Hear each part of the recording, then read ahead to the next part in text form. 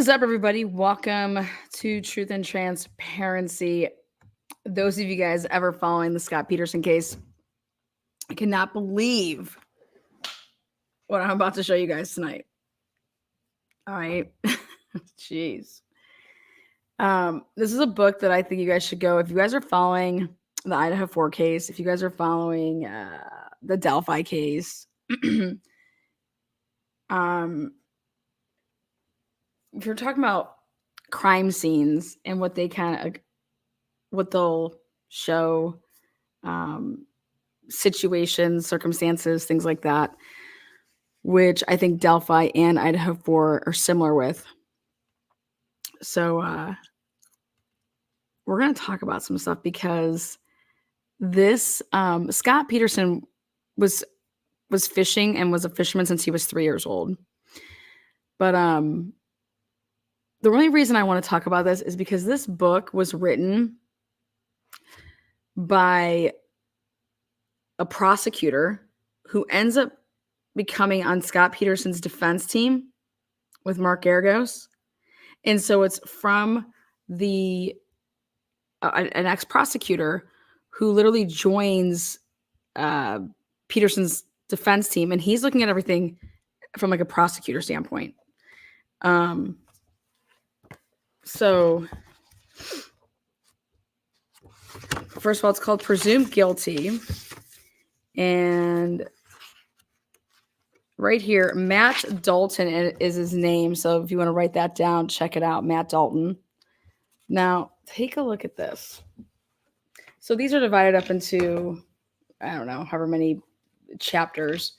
But want to make sure a couple things, because I had to go through just to remind myself of what was going on.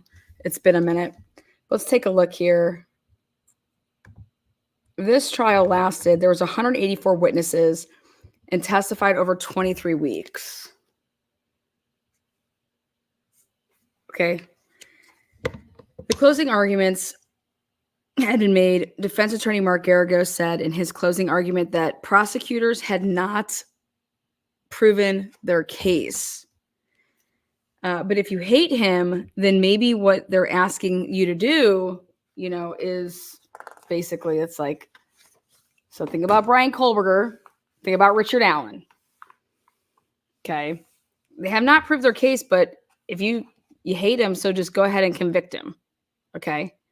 Don't bother with the 5 months of evidence, Geragos said. Don't bother with the fact that the evidence shows clearly that he didn't do this and had absolutely no motive to do this. Remember what the motive was. This motive is that he killed Lacey because of Amber Fry. Well, I want everybody to see something about, I want to talk about Amber Fry really quick, and I'm going to go in a different order because Amber Fry's sister was interviewed by this investigator, and I was blown away when I realized that her and her sister had like a little tiff going on. Where the hell was Amber? Here we go. Amber Fry, motive for murder. Okay. But just to recollect everybody's memory here, this little timeline. Amber Fry and Scott Peterson, they met right here and began having an affair on November 20th. December 24th, Lacey Peterson was reported missing. So like 30 days. 30 days. Now, it's important to know, if you're following this along, that Scott Peterson had cheated on Lacey and had extramarital affairs throughout their marriage. Amber Fry wasn't the first person. And that to me is really important. Okay. Amber Fry had a kid, a single mom. All right. So for those of you guys that don't know that, it's important to know that. So if you're going to sit here and say that you believe that Scott Peterson killed Lacey and his unborn baby, their unborn baby, because of Amber Fry, let's talk about that. Well, first I want to show you guys, and we're going to talk about Lacey or Amber Fry for a second. Okay. So, according to this guy who was his defense investigator and lawyer, one of them, he was like, listen, in one camp, she is the heroine who brought about Scott Peterson's downfall by having the courage to come forward. In another, she is tabloid, fodder and a wannabe actress model who's been around the block and fell too soon for yet another married man. This guy's like, I don't see her as either in either camp. Now, I make notes because I'm just like blown away. Ready? If it's underlined, it's really important.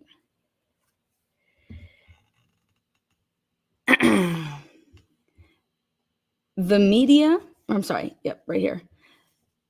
The media Amber has little to do with the real Amber, who was simply another woman with whom Scott Peterson had sex after he was married. Okay.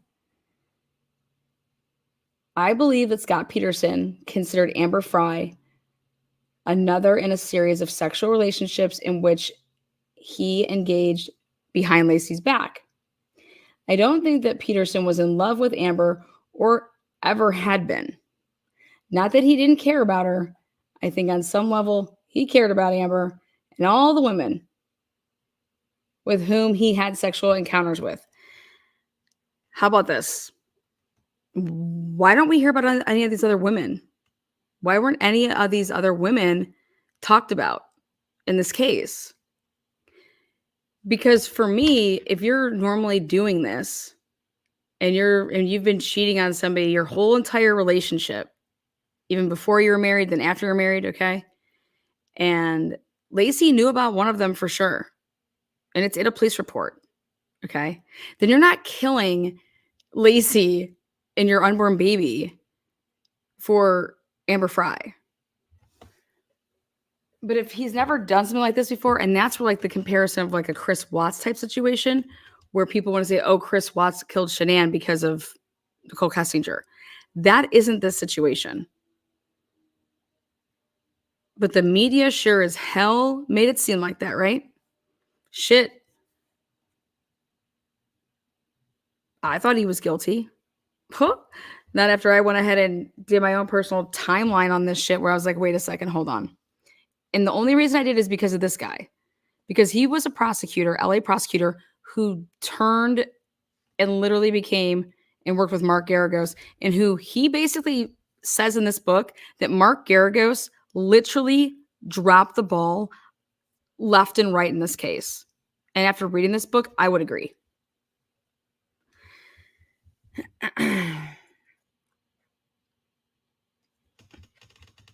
Okay, so the way that she was introduced to the media and the public at a police press conference made her appear more important than she was. Here, in the midst of the mystery surrounding Lacey's disappearance, was a young single woman who could prove that Scott Peterson was an unfaithful husband. Okay. But nothing more.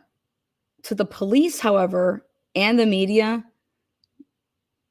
she represented the key witness for the prosecution and possibly a motive for murder, right? Mark Garagos has said he knows he dropped the ball badly, horribly. Like Scott Peterson's in prison because of Mark Garagos. No doubt about it in my mind. Unbelievable what I'm about to show you guys in this book. Now,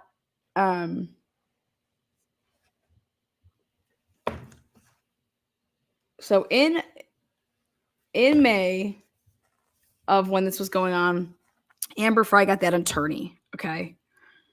And it ended up bringing a bunch of, more publicity to it because she's like a celebrity attorney. But let's talk about Idaho 4 here when I wanted to compare it over here. Let's talk about the Shannon Gray comparison with the Gonsalveses. Ready? So in May, attorney Gloria Allard announced that she was representing Ava Fry. This alone brought even more media attention to the case because of her celebrity status. Okay. It will be for the district attorney to make the decision as to what role Amber will play in the prosecution of this case. I will say that it's my opinion that she has to, or what she has to say in testimony is very important to the case. Now, think about all this stuff with Shannon Gray, the Gonsalveses, okay? And I'm like, wow, that gave me like literally like Idaho 4 vibes when I was reading this. At some point, though, this attorney made a statement to the press that Mark thought violated the gag order. Okay. He insisted on having a hearing. That hearing lasted all morning, and Mark was rude to her, at one point referring to Allard, in court as a quote unquote a bad Saturday Night Live skit. Okay. But I'm over here thinking, like, this has like, who gives a shit? Like why but all of this stupid ass time wasted. And when you actually see what's going on in this book, because I'll start from the beginning. But I want to start here with the Amber Fry stuff because I want to show you guys something, because I couldn't believe this.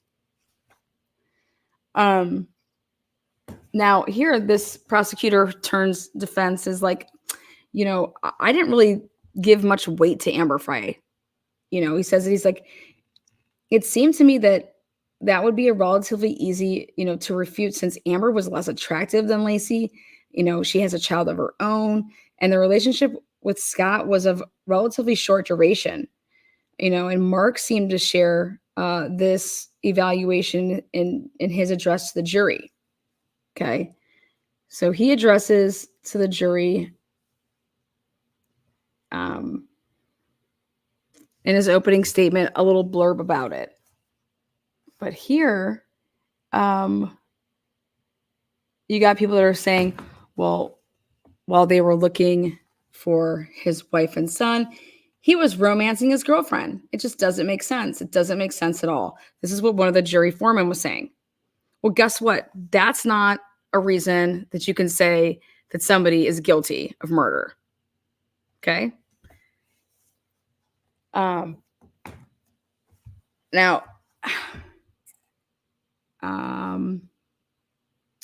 Lacey's family immediately turned against Scott publicly. He was shown to be a scoundrel and a liar. And irony here is that though Amber very likely did not prove to be a motive, exposing her involvement with him further damaged the perception of his character and led to the revelation of his other sexual encounters. And I'm over here thinking, like, no, that's actually better. It's actually better that Scott Peterson would be seen as like, okay, he's just a cheater. He wasn't like Amber Fry, then, in my opinion, isn't important. Okay. He isn't important. She just is not important because he does this all the time. Now watch what Amber Fry does. Like, remember, I showed you the timeline at first. November 20th, December 24th. Okay. I was blown away when,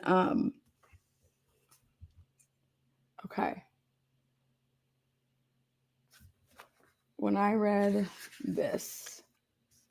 Okay. This is Ava Fry. This is Amber Fry's sister. All right. Ava Fry lived in Modesto, not far from the Peterson house. We met at the Doubletree in Modesto.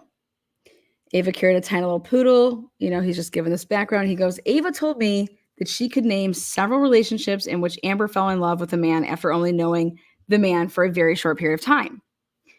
When Amber began dating Peterson, Ava told their mother that Amber was once again falling head over heels for somebody she hardly knew. She and her mother discussed the probability of Peterson being married, since he never seemed to be around. Peterson was not the first married man with whom Amber had been involved with. Okay. But right here, so the question is, did Amber really know that Scott was married? Whatever. But this is when I lost it. What I do know is that when Amber put a photo of Peterson and her in her Christmas cards after dating him only 3 times, her family was concerned that she would get hurt. Who the fuck does that? Who does that? Amber Fry put a picture of her and Scott in her Christmas cards after going out with him 3 times, I'm dead. I'm legit dead. That is absolutely fucking wild to me.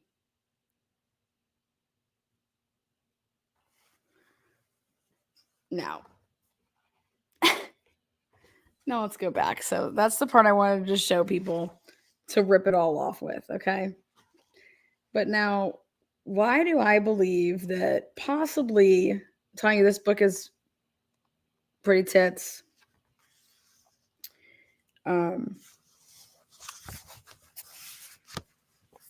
No matter your opinion on Scott Peterson, he didn't get a fair trial. Absolutely not. He absolutely 100% did not get a fair trial. Absolutely not. But I think there's a chance here, guys. This book, with what's about to come out in this book, what's about to come out now, obviously we know about this duct tape and the van and stuff like that. You guys, he did all the investigating. He's the one that pushed for all of this into that, back when this trial, before the trial, after Scott was arrested. He's the guy that found all of this shit. He's the guy that made this book that was like, what is Mark Garagos doing? Why didn't you call any of these people to the stand that can place Lacey Peterson alive after Scott left? Like, what are you doing? What did I do all of this shit for? Also, it comes to find out in this book, it's revealed that I don't know what Mark Garagos did with the money that the Petersons gave him, but it didn't go to his fucking defense. What book is this? Presumed Guilty? It is Presumed Guilty.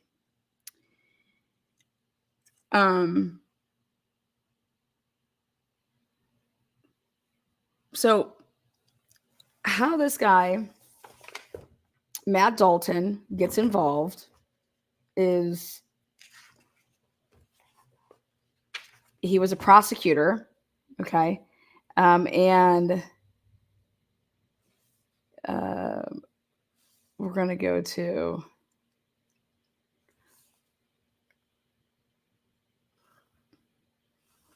you guys are going to have to just I'm not going to sit here and read the book to you guys. But I want to go around these facts. So here, April of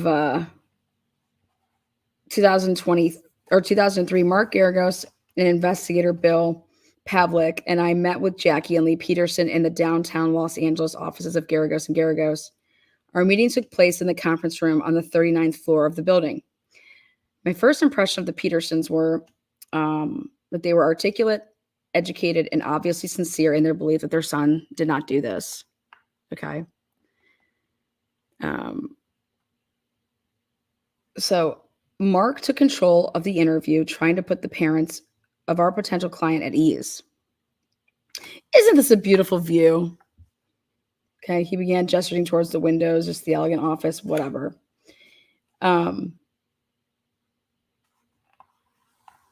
That Saturday afternoon, their son's arrest, Jackie and Lee Peterson were still in something like a state of shock yet.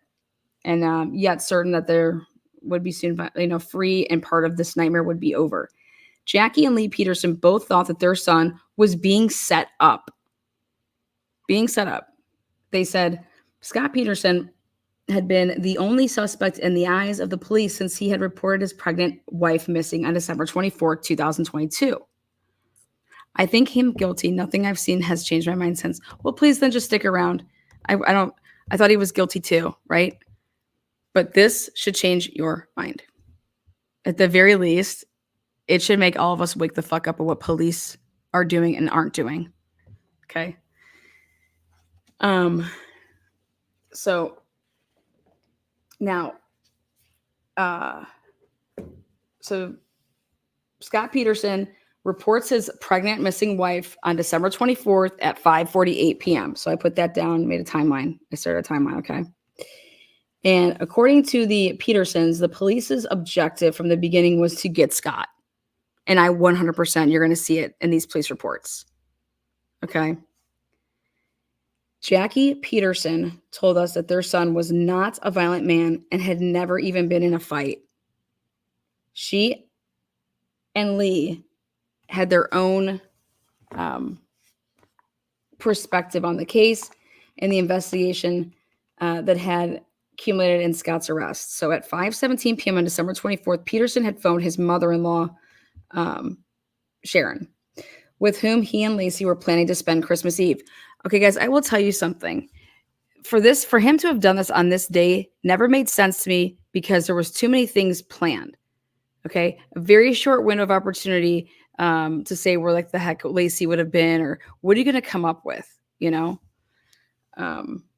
So he told her that Mackenzie, the couple's golden retriever, was in the backyard still wearing a leash, and Lacey was not home. The last time that he'd seen his wife, she'd been inside the house preparing to walk the dog at about 9:30 a.m.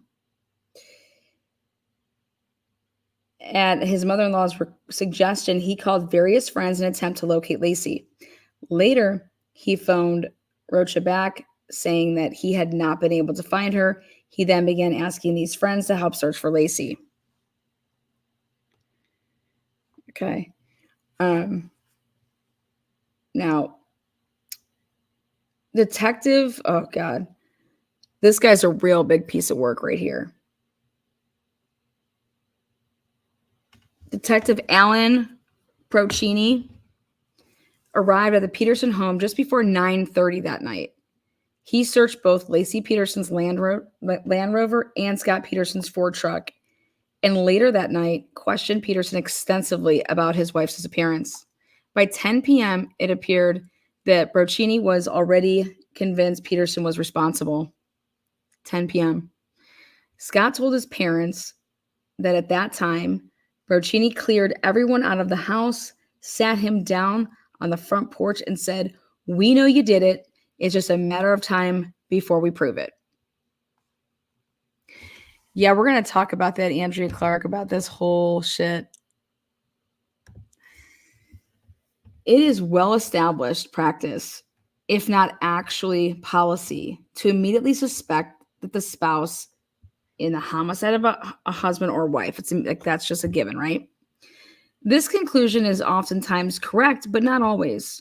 From the outset of this investigation, the Modesto police consistently interpreted all available facts to conform to their theory of Peterson's guilt. So here we go. I just want to point out the investigation. That's all I care about is the investigation. Yes, backseat juror. Wait till we talk about these pregnant women that are all missing in this fucking area and found in the same spot as Lacey. You guys, this book is off the chain because where we're at today, it's all kind of come out. What this man wrote about in 2005 in this investigation, okay? Like if I was Lacey's mom, like I really think that they need to put the brakes on and take a look at this. This is insane. And it's true. There's evidence. Like it's all documented. So later that night, Peterson allowed Procini to search his warehouse on North Emerald Avenue and told them that there was no electricity in it. Using his vehicle's headlight and a flashlight, he searched the warehouse and the 14-foot boat inside it. The premises consisted of a warehouse and an adjoining office space, sometimes referred to by Scott as a shop. Number one, the day after the Christmas, police served a search warrant on the warehouse and connecting office space. They found that there was indeed electricity. The inside office lights were working. They took this as proof that Peterson had lied to them, which reinforced Alan Procini's belief in Scott's guilt. But really, wait till you see this. Police wrote in a second search warrant affidavit that Scott told Procini that there were no lights in the shop. The implication is that Scott lied to him so that he could not see evidence hidden there.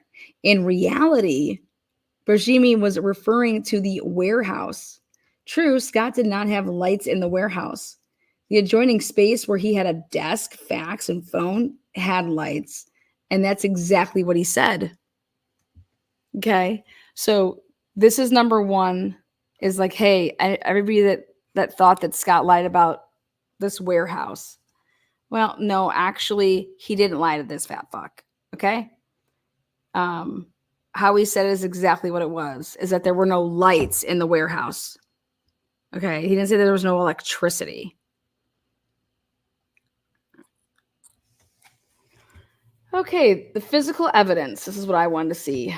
Modesto police detectives, Grogan, Braceni, they discovered a single strand of hair extending from a pair of pliers that was in Peterson's boat.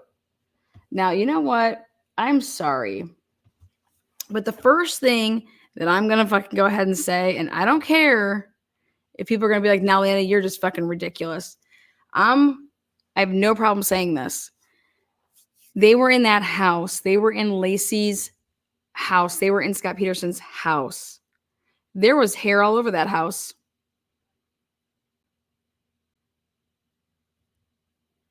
You think Scott Peterson is going to leave pliers with hair that he used to murder in a boat? Get the fuck out of here. That's the only piece of what they want to try to say is physical evidence. Trust me, I went through all of this shit recently. And then they lied about the fact that they said, well, Lacey Peterson didn't even know about that boat. There was a witness that said, no, that's actually not true. She was out here a couple days before that.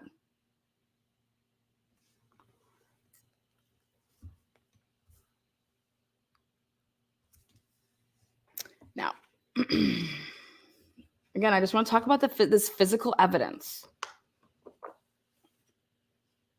Now, subsequent DNA testing showed that the hair could be Lacey Peterson's. This was the only piece of physical evidence in the case against Scott Peterson. The only physical evidence. The only.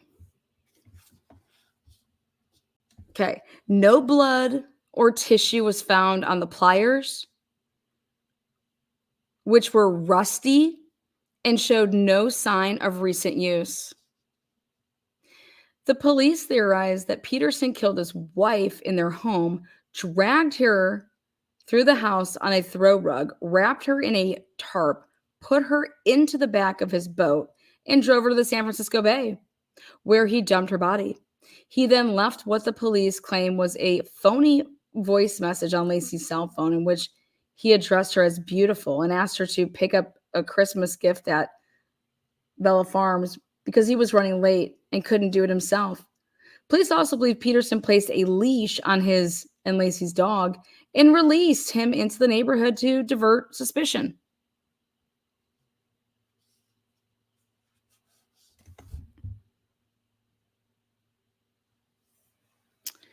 Okay. Now, the prosecution's theory requires acceptance of the fact that in carrying out this scheme, the only piece of physical evidence he left behind was a hair found in his boat. A hair that may or may not have been Lacey's. Even if it was Lacey's hair, there was an explanation for that. She visited the warehouse where the boat was kept 3 days before she disappeared. Scott told me he showed it to her, and a witness saw her at the warehouse. After 10,000 hours of investigation over 4 months and as many as 300 law enforcement personnel using every scientific aid to criminal investigation, they located a single strand of hair. This was the physical evidence against Scott Peterson. Yeah, they never confirmed that it was hers, by the way. In requesting another search warrant for the home and warehouse, Grogan wrote in a crime report, quote unquote, evidence at the scene suggested that Lacey Peterson was the victim of a soft kill, where there would be limited blood evidence at the scene. The small amount of blood recovered in their bed could indicate a location where Lacey Peterson had been assaulted. Assaulted. They used the word assaulted. The small amount of blood that Grogan refers to was more like a speck. A speck. The police suspicion at first seems understandable. However, at some point, there must be a line drawn between suspicion and imagination. Grogan continues. This isn't a police report. Okay.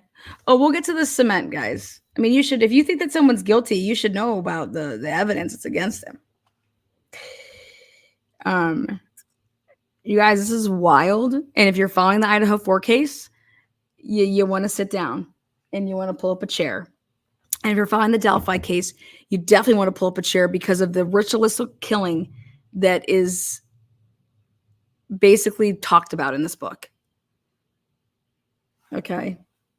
So it's very, very, I think it's very, very interesting. And I also think about this. What if there was never an Amber Fry?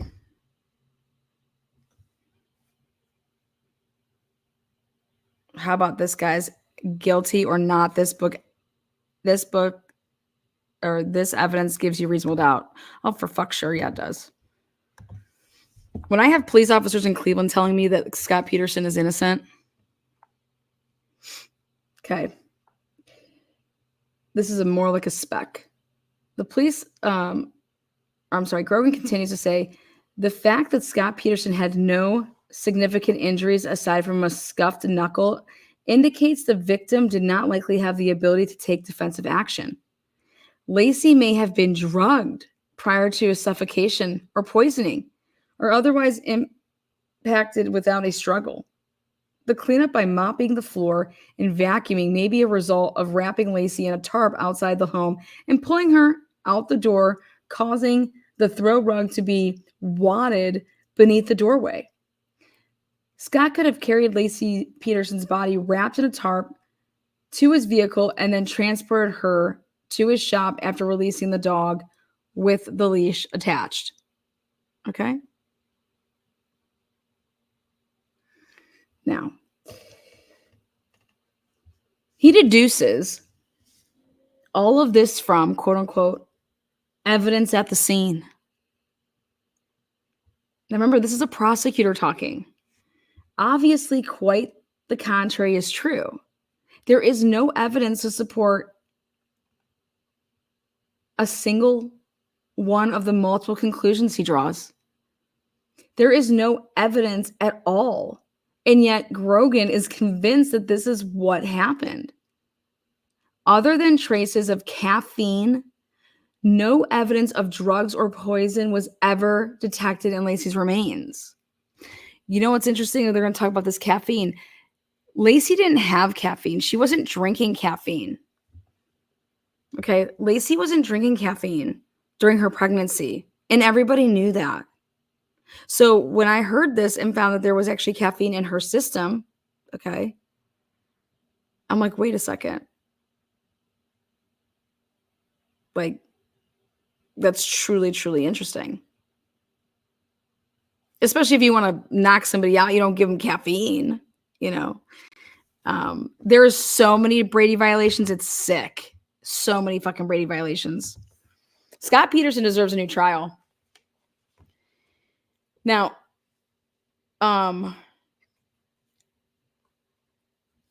far more reasonable analysis from a speck of blood, a pushed up rug, and a dog on a leash would indicate that no homicide occurred on the premises. Spoken like a true prosecutor right there. Like, what you have there is definitely that's not the location of a homicide. Since nothing indicated, okay, that it had. Grogan's analysis can be supported only by a presumption of guilt. So fucking true. All right. Motive. With Scott Peterson regarded as the prime suspect, the police sought a motive. Detective Grogan was told by Lacey Peterson's mother, okay, and her longtime companion, that Lacey wanted a large family, wanted to stop working, as a substitute teacher and wanted to stay at home with her children. She planned to buy a larger home and a new vehicle. Police wondered if her decision had put too much financial pressure on Peterson and, drove him to kill her. Now, this is where this whole Amber Fry comes into the picture, because Scott Peterson had cheated on, like, literally November 20th. And then she's missing December 24th. So, in general, law enforcement tries to avoid press interviews. This is what caught my attention. So, in general, law enforcement tries to, avoid. But here, especially those that involved prospective witnesses. Okay. However, the cooperation between the police and the media continued to be of significance in this case.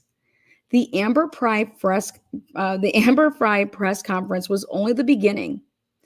On the same day as the Amber Fry conference, Lacey's family, devastated by the news of Scott's affair, held a press conference of their own. These are the things that they said. Okay. Now, Scott was seen in the court of public opinion as a cad, philanderer, and a liar. To many observers, the emergency of Amber Fry provided that what looked like a solid motive then for murder, the emergence of her. When really, if this guy has just always been a cheater, that's like that to me is totally different. Like, he's always been cheating. Versus like, oh yeah, he really wanted to be with this broad. Okay.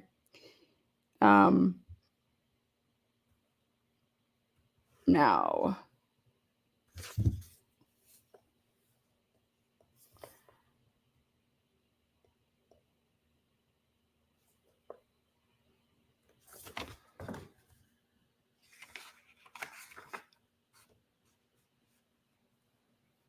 Scott claimed that he didn't want to talk about Amber Fry because it would take off of Lacey and yada yada. To me, I don't ever care what the fuck someone ever says. Like, I want to follow the evidence. So then we come to, okay. I about died. Do you understand that the attorney general spoke out in this fucking case? Okay. So they're all saying all this stuff on these different channels and having press conferences. Well, then here, and finally, California's Attorney General, Bill Lockyer, called the case a slam dunk. Do you understand that's insanity?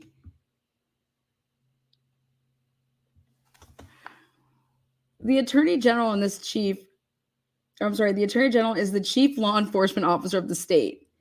It is his office that will oppose Scott Peterson's appeal through the state Supreme Court.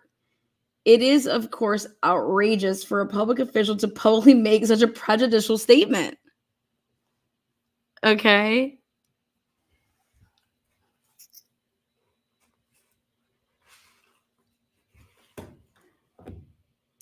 It was the Peterson family's belief that Scott was arrested on April 18th because authorities thought that he was fleeing the country to Mexico. Do you guys remember when he changed his hair? Okay. Well, let's hear about that. Lee Peterson said that on that day, they were going to play golf in San Diego County, where he and his wife live. Lee showed us the starting, like it's the tee sheet, with his son's name on it. A starting sheet is prepared by the golf course, the starter. This is the person who schedules the tee times people will be playing at. Lee had reserved a time for himself and his sons, plural. And the starter had prepared the sheet. Scott was scheduled to play golf with me. He wasn't leaving the country. Okay? In fact, Scott was arrested in the parking lot of the golf course. At the time of his arrest, much was made about the fact that Scott was sporting this freshly dyed blonde hair. He was also carrying his brother's ID and nearly $15,000 in cash. Okay. Jackie explained that Scott was carrying his brother's ID that day in order to get a resident discount at the country club. The cash was proceeds from the sale of a car. A witness corroborates Scott tried to pay cash for a car near the time of his arrest. Lee said Peterson's hair had been bleached in an attempt to help him dodge the media and the various extremists who were threatening to take his life. Okay. Ever since Lacey disappeared, Scott has been a target everywhere he goes, Lee said. Now, he told us that somebody drove a truck through the front door of his son's office. If Peterson had been in the office, he would have been killed. As far as Lee and Jackie knew, the Modesto police had done nothing about it. Do you guys wait, what the fuck? Like, do you think a prosecutor is going to write a book like this and put this shit in here if it's not true? Because, I mean, I think his balls would be clipped. He like, goes off on Mark Aragos, too. Like, don't you think that Mark would be like, dude, that didn't happen? Okay. Now, they also heard that a man with a criminal record had contacted Sharon, Lacey's mother, offering to take out a contract on Peterson's life. Since the date of Lacey's disappearance, the Peterson home has been burglarized twice, and apparently there was no police follow-up for those burglaries. That's unbelievable. Those parents don't deserve that.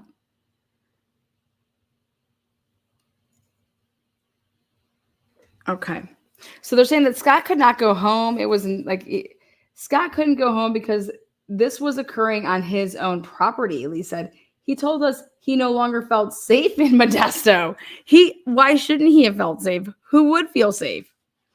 Because think about if Richard Allen was out on bond. Think about if Brian Kohlberger was, what would be happening right now?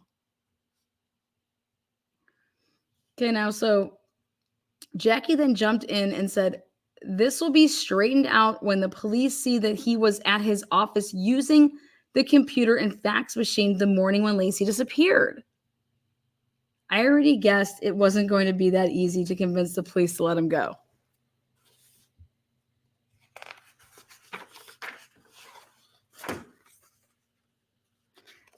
After listening to the Peterson story, I said, okay, even though they found the bodies, they're still continuing to drag the bay. Like, why are they still continuing to drag the bay?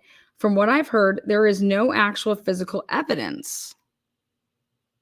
Without any solid evidence, the prosecution was going to have not much of a case. Police reported early in their investigation in a search warrant affidavit that they'd seen outlines of 5 cement anchors. So everyone wants to talk about these cement anchors. So here we go. Listen up. Okay. These 5 cement anchors on the flatbed when they investigated Peterson's warehouse. We all knew that the search was on for these cement anchors that police suspected Scott had attached to Lacey's limbs and head. Okay. Although law enforcement would later discount this statement, investigators were still trying to prove that Scott had used cement to make 5 of these anchors, although only one was found in his boat. Peterson insisted that he made only 1 anchor, but was not certain of the exact date. He thought it was the Thursday, Friday, or Saturday prior to Lacey's disappearance. He told police that he had made only 1 anchor and then poured the leftover cement powder in the dirt near the top of the driveway. He said the same thing during a wire-taped phone call to Lacey's brother. He produced a receipt from Home Depot showing he had spent less than $5 on a small bag of cement. Later, when we saw the photograph of the supposed outlines on the flatbed, Garagos and I started laughing as we compared it to the statements in the search warrant affidavit. Indeed, it was dropped from the future warrants. Like, they lied in these search warrants, motherfuckers. This is lies. And it was taken out. That's what they're saying. Like, no wonder why this was taken out of the search warrants. Lee pointed out that Scott had been raised around boats from the time he was 3 years old. My family has a lot of boats, Lee said. Their small cement anchors are used all the time. Like, that's what they did.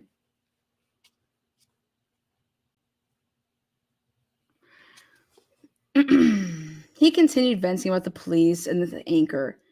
They think he dumped Lacey in the bay, he said. They think this because they found a cement anchor. How dumb. Doesn't anyone in the Modesto Police Department own a boat?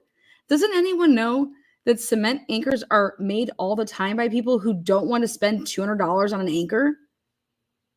Now they run crazy with this idea that he drowned Lacey using an anchor. They're out to get my son. Police hope to find more evidence in the mop bucket. Now let's talk about the mop bucket. Police had hoped to find more evidence in this mop bucket they found at the Petersons' home. John Evers, the first police officer to appear at the house that night, spotted a mop and bucket sitting outside near a door. Scott told police that Lacey was getting ready to mop the entryway floor when he left 9:45 the morning of December 24th. Now, Detective Bershini asked to have the mop and bucket removed and tested. Police didn't think Lacey Peterson would have mopped her floor the day after the maid had been there and concluded that Peterson must have mopped it. He must have mopped it. That's all the tabloids needed.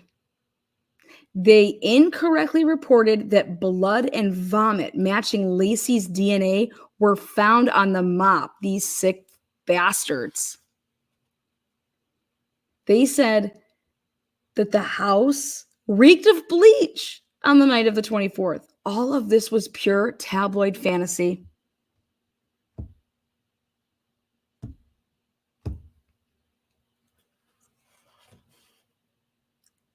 Jackie and Lee said their son had told them, you guys think about if we would have never got the Franks in Richard Allen's case, okay? Just think about that. If we would have never had that Franks. Jackie and Lee said that their son had told them he hadn't gone near the bleach. It was another false story. The presumption of guilt seemed to pervade and each development in this case. Now, I about died. A second pregnant woman.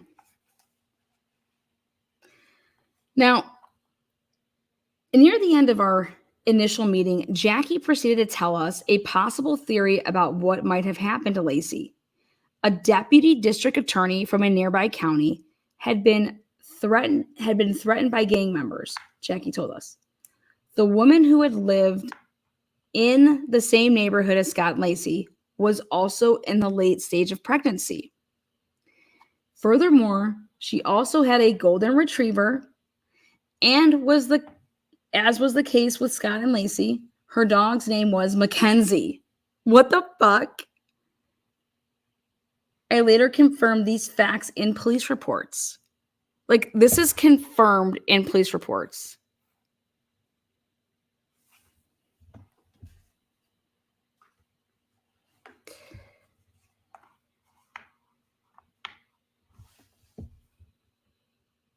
That theory resonated with me.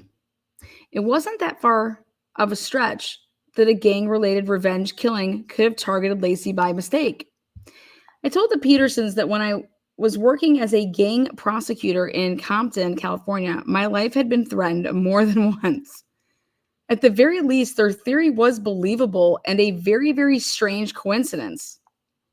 It was the first of many strange coincidences that I would encounter, and the first of several alternative theories about what may have happened to Lacey Peterson.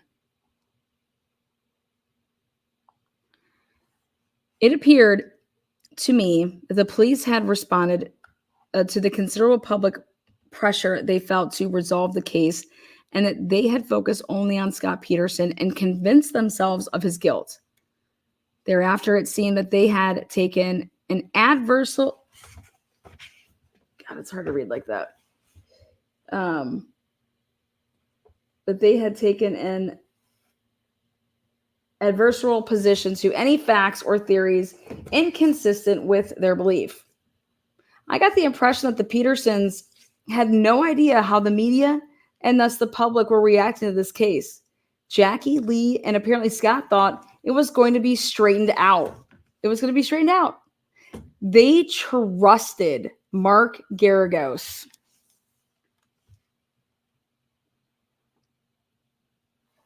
And by association, me, to make it right.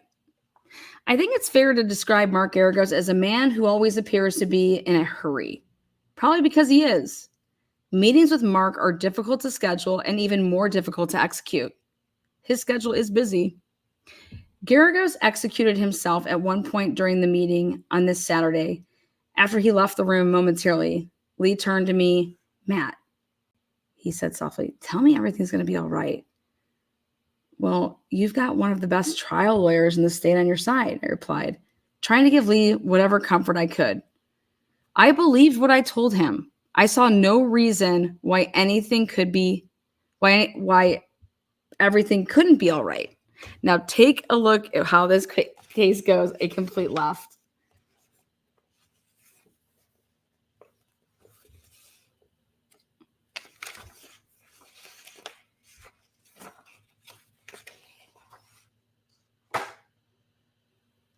Okay.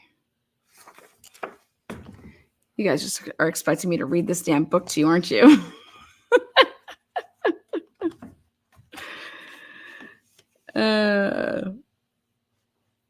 Hang on one second. Let me see how I want to do this.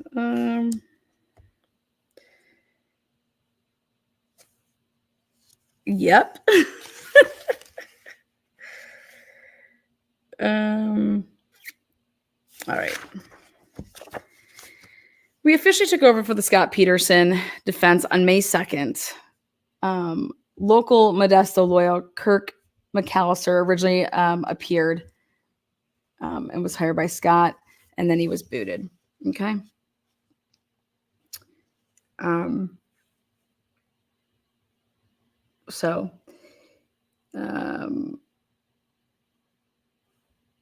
A few days after meeting with the Petersons, Mark Garagos and I flew from Los Angeles to Modesto with investigator Bill Pavlik, a former captain with the Los Angeles Police Department. So they have a former captain as their investigator.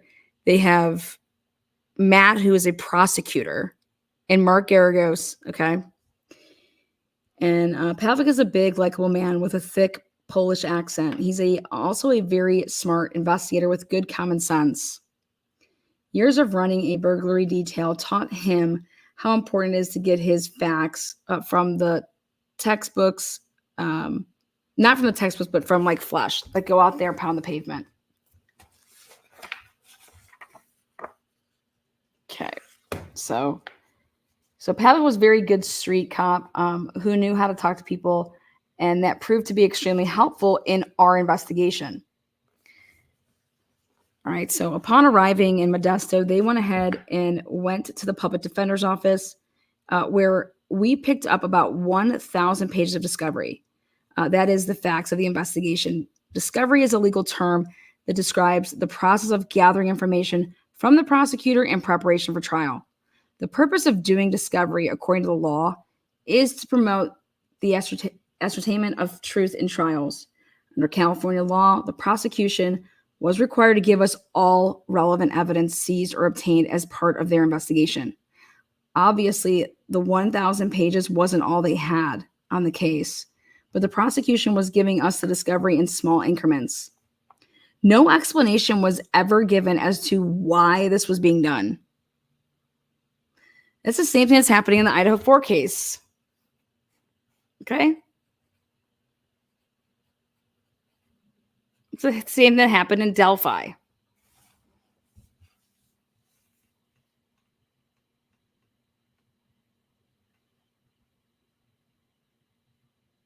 Lana, your voice is so soothing. You need to do true crime audiobooks. No. So soothing. It just puts everybody to sleep. Oh, shit. Okay. So they get this little discovery. So let's go with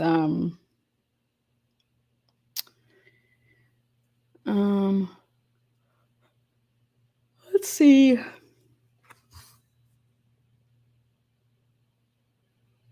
Now, while we were there at the warehouse, they went to the warehouse, and this is when this witness approached them and said, the same complex approach, this witness us and volunteered the information that Lacey had been there a few days before her disappearance.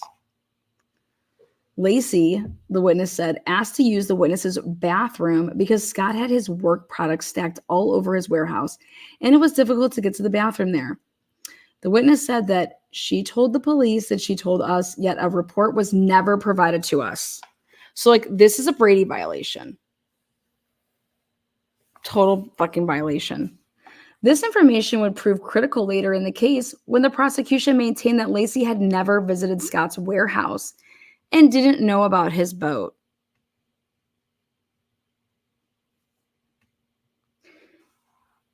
Pavlik and I had arranged next meeting to meet with Lee and Jackie at Scott and Lacey's house. So we stopped at a gas station to buy a map of Modesto. Out of curiosity, I asked the attendant if she could tell us where to find the Peterson house. She gave me directions and added, I get asked that a lot. You're about the fifth person who asked me that today. We followed her directions, but found that we couldn't get close to the house. Our way was blocked by the number of people outside. Lee and Jackie met us. They had to park a block away. We decided not to go in. Instead, we would return another time. Mark met up with us after his visit to Scott in jail. He didn't say much about the meeting. He just handed me a form and said, fill this out. This is to get your jail pass.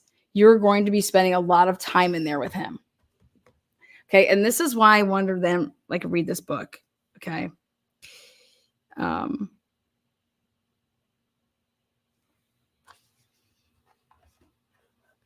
I guess we could say the same thing about the people in Delphi, why they would just go home and go to sleep and not look for Abby and Libby. So after you read this book, you'll see that he wasn't having like lovey-dovey conversations with Amber Fry. Okay. Do you know how many wiretappings they had and how many has anybody ever heard? This book changed 100%. Like I was just like, okay, I always had reservations about Scott's guilt just because I just saw the media just fucking go ham.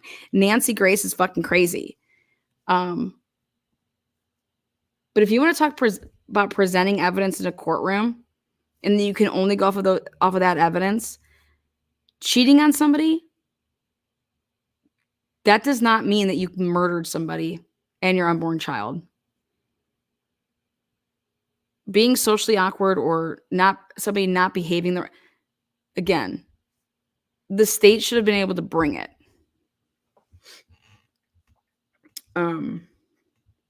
It's 10 p.m. here. I need a bowl of cereal. Get a bowl of cereal.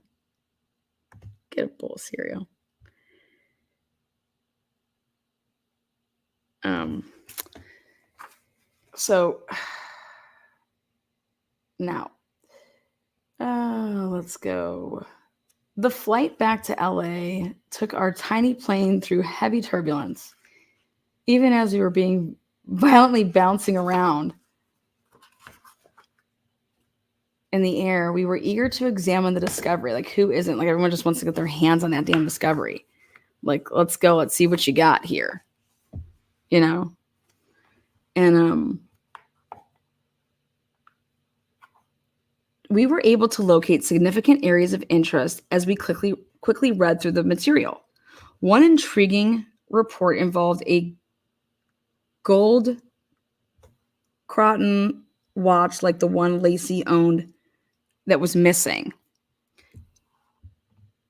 The watch in the report had been pawned at a Modesto pawn shop close to her house shortly after her disappearance. You guys, how do you not go and get this information? Another report confirmed that the mop in the bucket on the Peterson side porch tested negative for blood. Negative for vomit. Negative for any physical evidence. These reports were looking encouraging.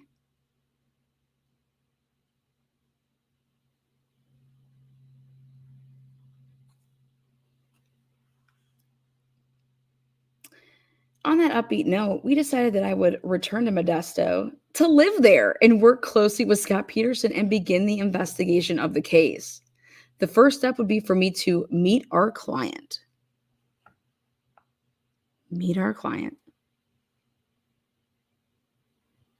Oh, Lana, this is a tough sell for me, but I'll read the book. Oh, I'm just reading it right now to you. I'm telling you, wait till you hear this shit. The media massacred, just fucking ruined this whole shit. And taking on Scott Peterson's defense, we never deluded ourselves into thinking that the case had no problems. We could not ignore the presence of some suspicious circumstances, such as Scott's fishing trip 90 miles away in the same area where the bodies were found. We did think, however, that although the case had suspicion, it was awfully short on proof, and that far too much of the prosecution's case was based solely on speculation without sufficient facts to support a finding of guilt. After arriving home in Los Angeles after our rocky flight, I turned right around and drove right back to Modesto. I booked a room at the Doubletree Hotel where I spent the rest of the evening. Literally just drove right back, reading more of the discovery. About 7 the next morning, I went to meet Scott. I reported in the jail and was put into the lineup room and windowless room, cinder block walls, 2 chairs. This is where almost all of our meetings end up taking place. I spent 100 hours in this police lineup room talking to Scott Peterson. 100 hours. Sitting in there, we could see our reflections in the one-way mirror, but couldn't tell if anyone was on the other side. Are you fucking kidding me? That's insanity. What about him telling Amber his wife was already dead? I think he was saying he was a widower. A widower gets you laid. Okay, everybody feels bad for a widower. I think he's fucking again, my thoughts on Scott Peterson saying and banging people, he's done that his whole life. I just that's again, you know how many pigs I know in this world? Well, they're not murderers. So I think that when you want to talk about the perfect storm for Scott Peterson and why he is in prison, it was literally like the perfect storm. Okay, it kind of reminds me of Dr. Moore in a way.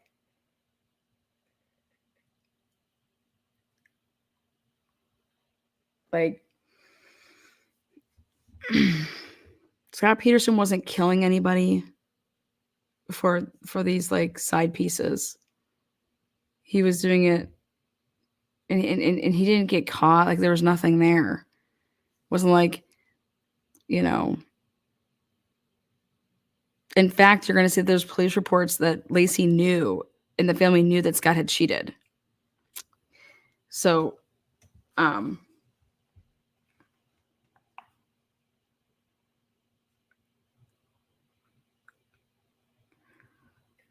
lost my wife. Didn't say dead. The dude Amber dated prior to Scott said his wife was dead too. Amber found out she was alive. Amber, I'm telling you, Amber put Scott Peterson in a fucking Christmas card after 3 dates. Who the fuck does a Christmas card after 3 dates with somebody? That tells you they're cuckoo for Cocoa Puffs. I'm sorry. Like, that's wild shit, man. Never mind. I just asked that. What was that? Her putting in Christmas cards? That's crazy. Okay. I mean, this is crazy where they had their meetings. That's crazy.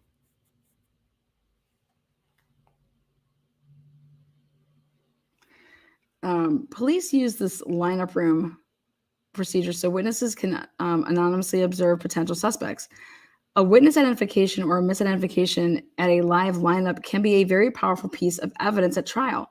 Lineup rooms, from my experience, are used by law enforcement for that purpose only. I had never heard of them using them for attorney-client privilege meetings. Like, this is a prosecutor that's becomes a defense attorney, just like, okay. And he's just like, what the fuck is going on around here? Like, what?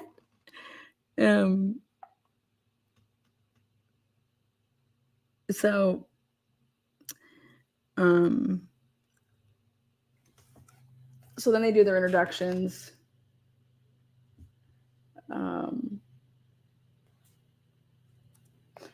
Now, he says he seemed like a kid totally out of place, out of his environment. He told me he felt his arrest was a misunderstanding and was confident it would be straightened out. Okay, like that's some delusions right there, right? He had been doing yoga on the floor of his cell to help alleviate the stress, he said. He'd been assigned to his own cell. Next to, like, who gives a fuck about that?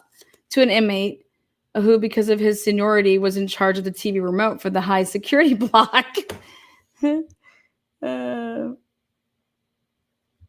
So he suggests, his lawyer says, you need to read this. He was in the law library a lot. It was a 1966 U.S. Supreme Court case regarding prejudicial news coverage. Okay. Dr. Sam Shepard had been convicted of, in 1954, of the murder, okay, of his pregnant wife. Massive publicity surrounding the case, including allegations of extramarital affairs. The Supreme Court reversed Shepard's conviction on the grounds that pre-trial prejudice and adverse media exposure denied him due process of law. And I'm sorry, that's exactly what happened in Scott Peterson's case. Okay.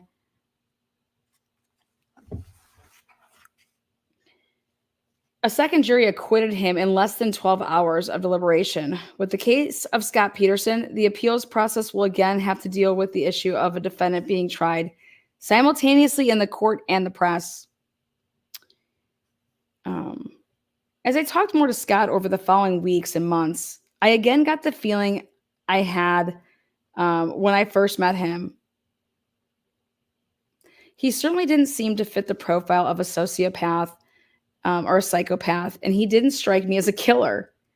I couldn't imagine this young man doing anything like that he had been accused of. I remember what Jackie said when we first met, and she said, Scott is a nonviolent. He's just like me. He's nonviolent. I was careful what I said in that first and on all subsequent meetings. To observe an attorney and client is not illegal. To listen, you can observe them, but to listen to their conversations is.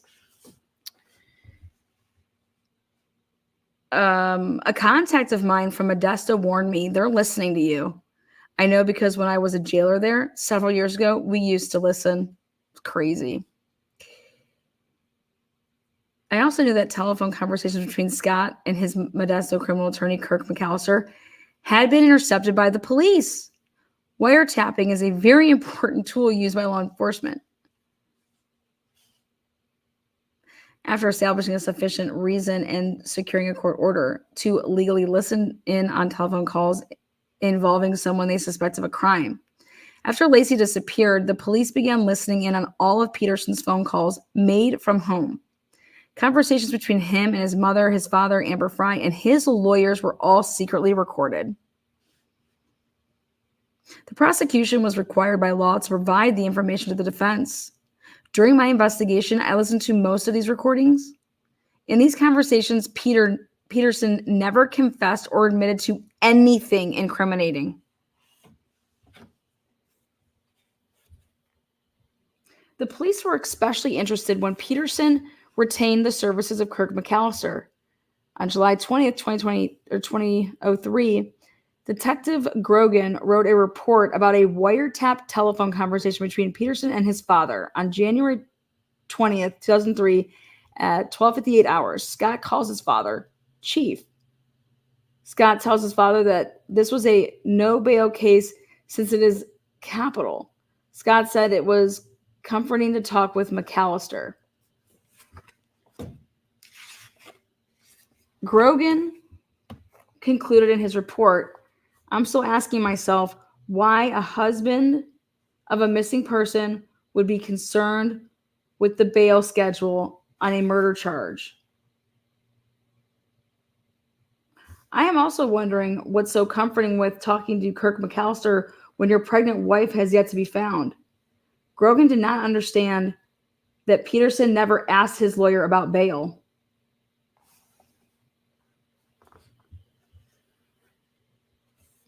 Conversations between an attorney and his client are privileged. Police are not allowed to listen in on those conversations, even though that is a firmly established, well-known rule of law. It was violated by law enforcement during the Peterson investigation. That's fucking crazy.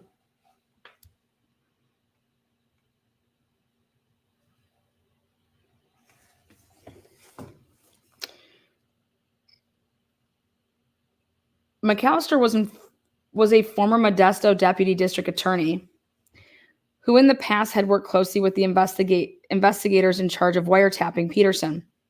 They knew McAllister. They knew his voice. Yet the police were so zealous in their investigation that they taped Peterson and McAllister anyways.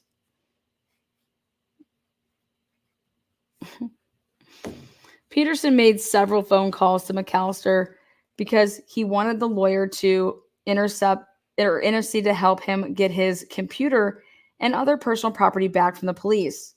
The police monitored some of these calls. One phone call between McAllister and Peterson starts off with Peterson identifying the person to whom he is speaking by saying, "Hello, Kirk." Even so, police continue to listen for the next minute and 28 seconds as Peterson and his lawyer discussed his case. This is another example of the aggressive investigative strategy the police were using to make a case against Peterson. From the start, I was extremely cautious in my meetings with Scott. We often communicated by passing notes back and forth, which made interviewing him very difficult. Unfucking believable.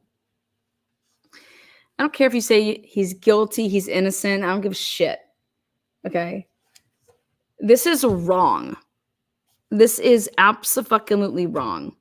And there was one piece of, in my opinion, planted hair in the boat of pliers that didn't even look like they could fucking be operating as pliers.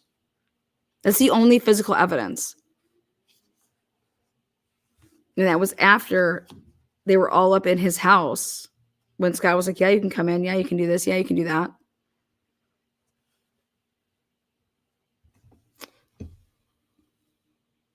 Again, they're in this lineup room with its one-way glass. And he was convinced that we were under constant observation. So I tested my theory on one visit by pretending to pass something to Peterson under the table. When he walked out after my visit, they strip searched him and continued to do so every time I visited. They also checked my briefcase before every visit after that, although they had never done that before. This seemed to confirm that we were being watched. I can only speculate that they were also listening, but I have no way of knowing that for sure. In California, the prosecution in felony cases is required by law to present evidence to a neutral magistrate at a preliminary hearing. The magistrate is then to make a finding as to whether there exists probable cause that the suspect has committed the crime. In the Peterson case, they were required to do this within 10 days of Scott's pleading not guilty to the charges. Scott, though, very reluctantly waived his right to have the preliminary hearing within 10 days. He didn't want to do that. You know who told him to do that? Mark Garagos. He even expressed his reluctancy on the record stating, in essence, that he felt he had no choice because the prosecution was not giving us all the discovery material. What does that sound like? Idaho 4.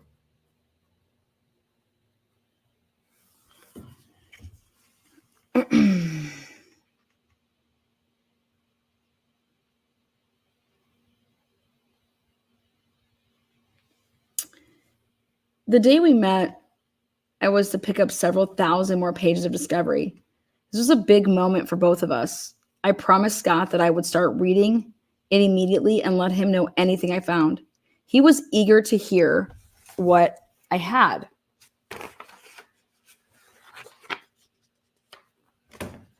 What I had learned and seemed absolutely certain about the outcome. I left that first meeting with him determined to find something that may have been overlooked in this case. After leaving Scott, I went to the district attorney's office and picked up the 5,000 additional pages of discovery.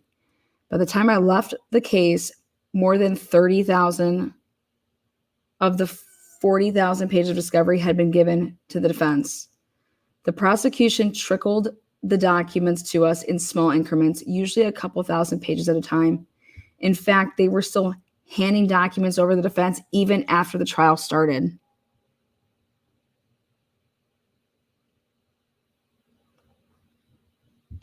Nancy already trying to do damage control. I bet you she is. She needs to fucking call it quits, man. She needs to get another job. Maybe she just retire. The prosecution, unbelievable. You understand? After the trial started, like that shit, like, are you kidding me? That's what, is happening right now in the Idaho 4 case. It's like, we have these deadlines and what the fuck's up? Okay. The prosecution had told us that the crux of its case was in the first 6,000 pages. Having fueling myself with coffee, I headed back to the DoubleTree and began what would be a 2-day straight days of reading. That's kind of how I feel like.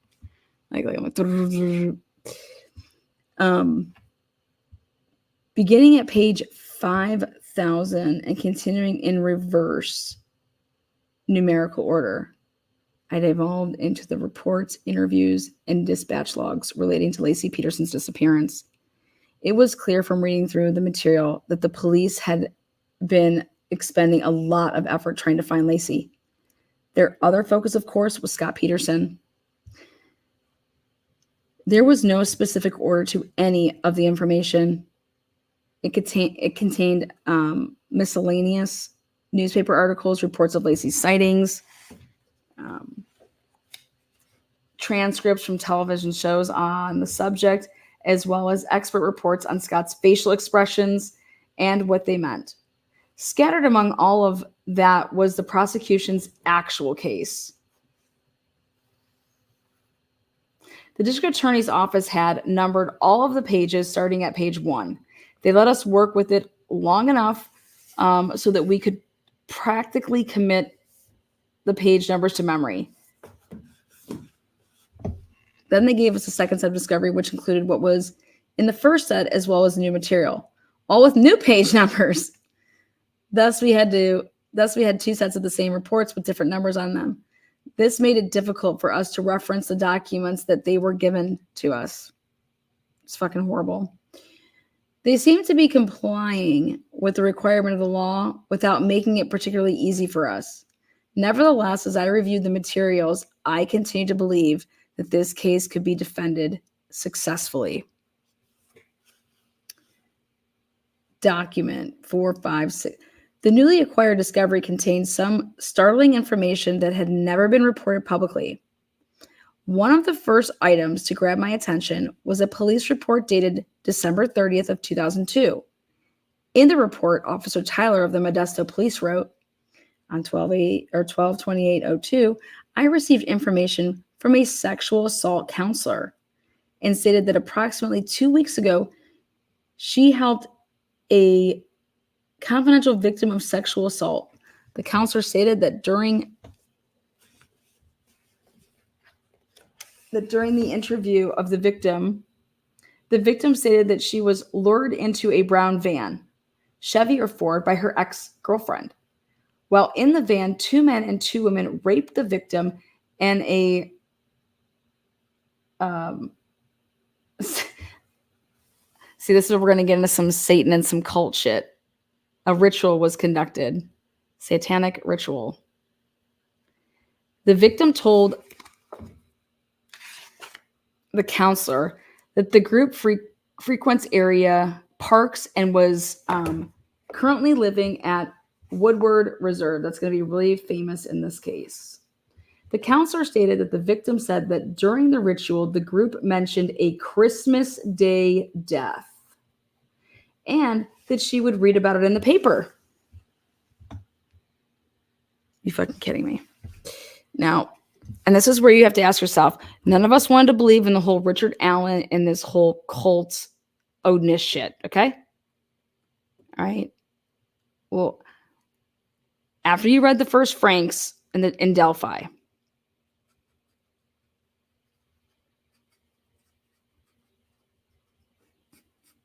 I need you to keep your minds opened, okay? Because this is really important.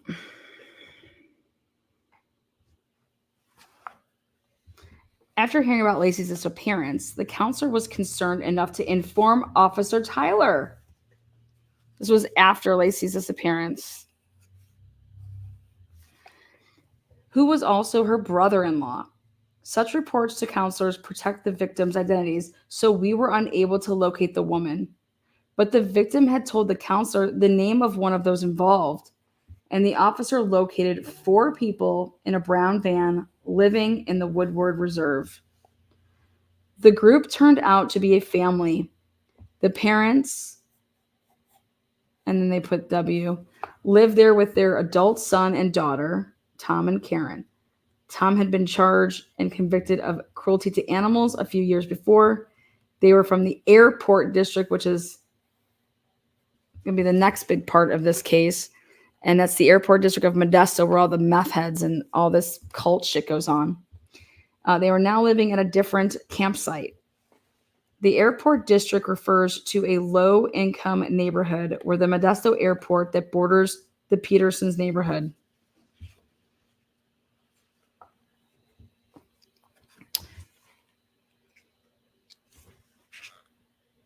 All right, and we'll keep it right there. Presumed guilty, join me back. I got to keep my voice, guys. I can't just go ham. So, if you guys want to read along, if you guys can't wait for my next reading, presumed guilty. I'm telling you right now, we're going to get into some good ass shit and it's going to blow your mind. But what's going to be more importantly about blowing your minds is that the police did absolutely nothing. Like, what would it fucking hurt to just follow these leads, close them the fuck out, like just do your job? Okay. And we just can't get people to do their damn jobs. But I'm telling you right now, after I read this book and contacted Matt, I believe that Scott Peterson is owed a new trial. And I hope that something comes back on that duct tape, that DNA testing.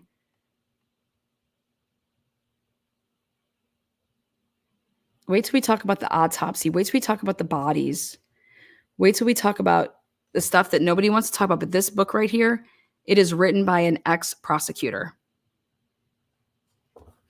I would have never read this, so thank you. Yeah.